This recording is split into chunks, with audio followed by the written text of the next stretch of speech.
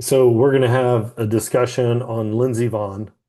So this Yep. is this is a real life case where probably everybody's heard about what happened, but essentially the Olympic Games are going on, and she unfortunately crashes.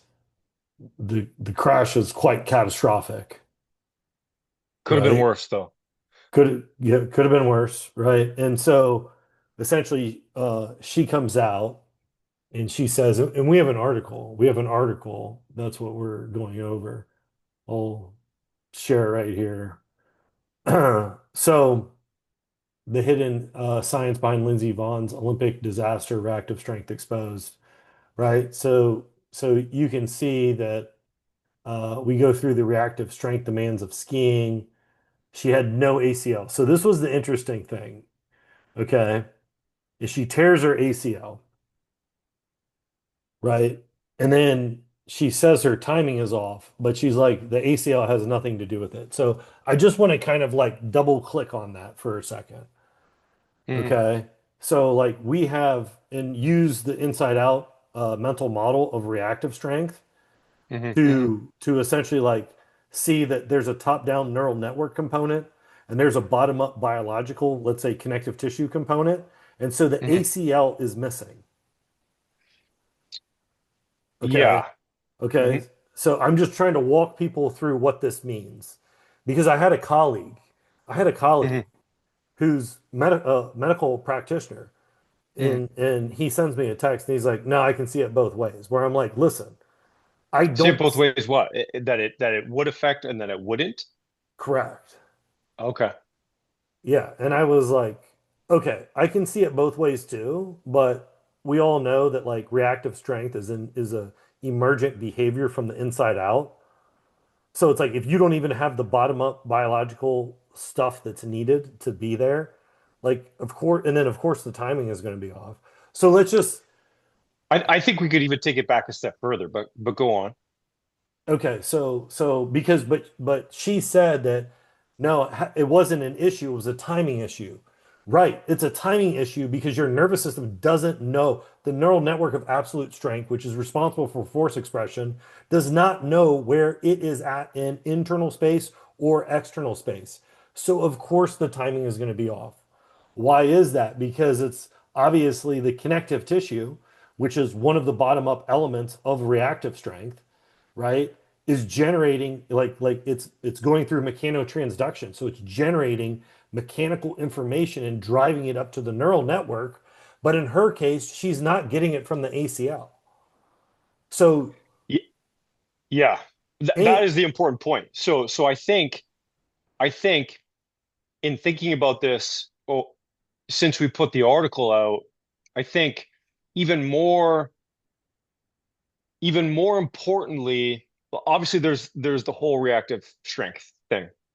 Let's just let's just say before we get into this even further that there are two sides to this, as you mentioned. There is, you know, every one of us is just walking through life in a random fashion, and this just could be one of those things that just happened. mhm. Totally understand that, right?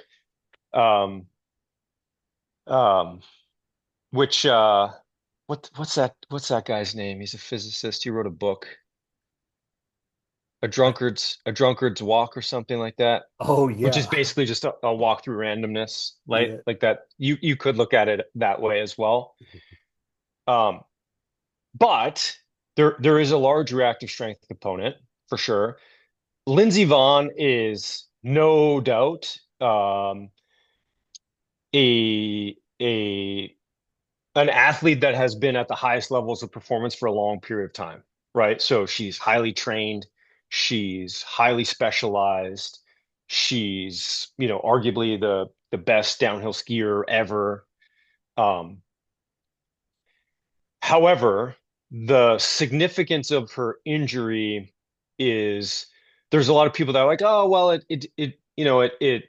didn't really have an effect. Well, let's just say even though we manage ACL tears much better now than we did 10 years ago, that we did 20 years ago. Like I tore my ACL, gosh, 30 some odd years ago.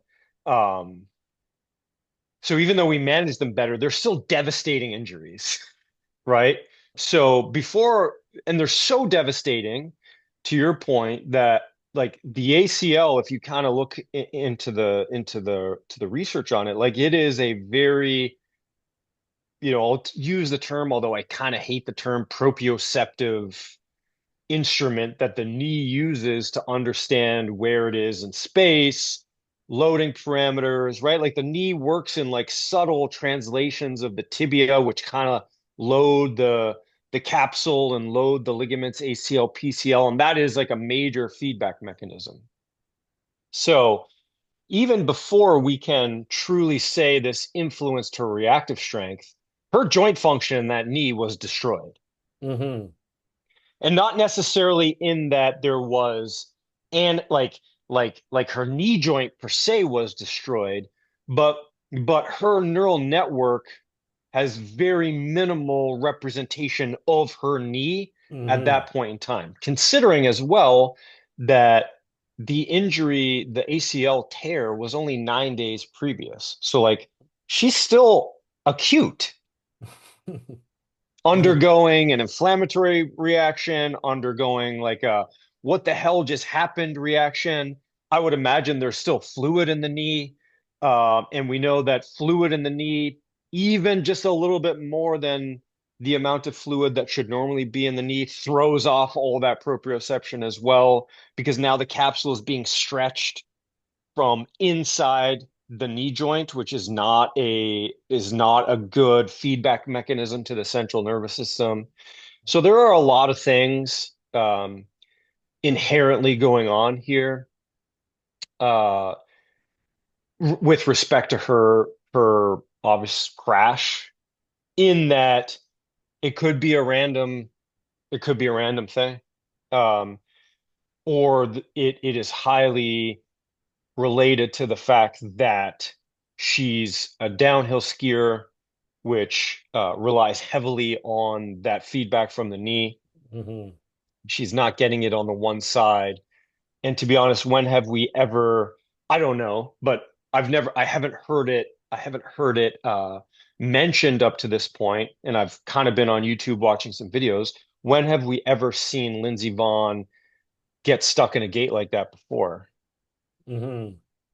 Right? That Hmm. early in the course, right? So obviously there was something going on with her perception of herself in that she was offloading that leg or she didn't feel comfortable loading onto that leg, whatever the case might be.